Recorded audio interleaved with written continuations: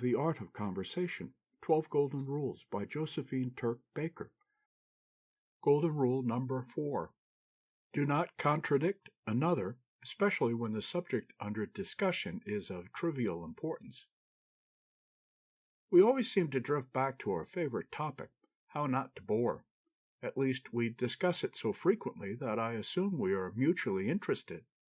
I assure you that I am very much interested in everything that assists me in making myself more pleasing to my friends.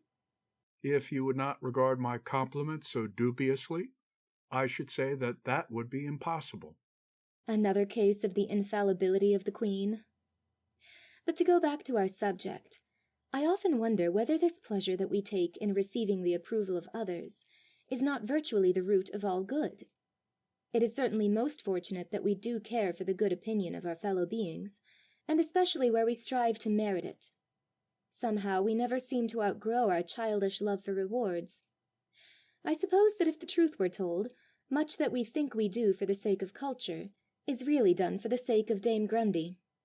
Of course, I do not mean as applied to vain self-glorification, but rather to our higher aims and purposes. Most of us, for example, think that we make great efforts along the lines of self-improvement for the sole satisfaction that our efforts may give us.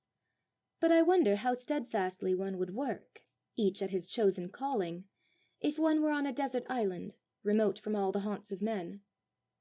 But to return to our subject, you say that your latest discovery is that even grown persons contradict one another.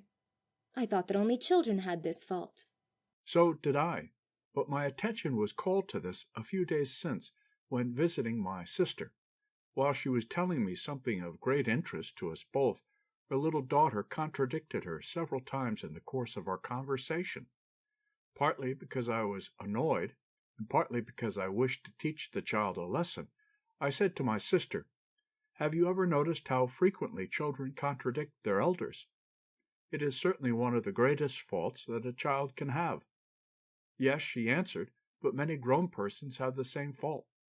And when I expressed surprise, she added, "If you are inclined to doubt the truth of this assertion, just try to tell something in the hearing of others who are familiar with the story, and you will soon discern that the fault is not confined to children."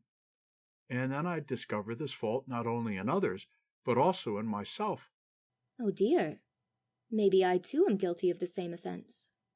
I am sure that you never contradict anyone in the way that I mean. It is certainly very embarrassing to make a statement, and then to have it contradicted, even though the matter is of little consequence. How many rules have we learned so far? Golden Rule number 1 is avoid unnecessary details. Rule number 2, do not ask question number 2 until number 1 has been answered. Do not be too curious nor too disinterested. That is, do not ask too many questions nor too few. Just enough. Rule number 3, do not interrupt another while he is speaking. And our new rule, Golden Rule number 4, do not contradict another, especially when the subject under discussion is one of trivial importance. So, if Mrs. von Stretcher tells us that Mrs. de Walters has crossed the ocean a dozen times in as many years, we are not to say, "Pardon us, only 6, as she goes abroad only once in 2 years, which makes just 12 times." Yes, the person who contradicts frequently restates the matter merely in another way. End of section 4.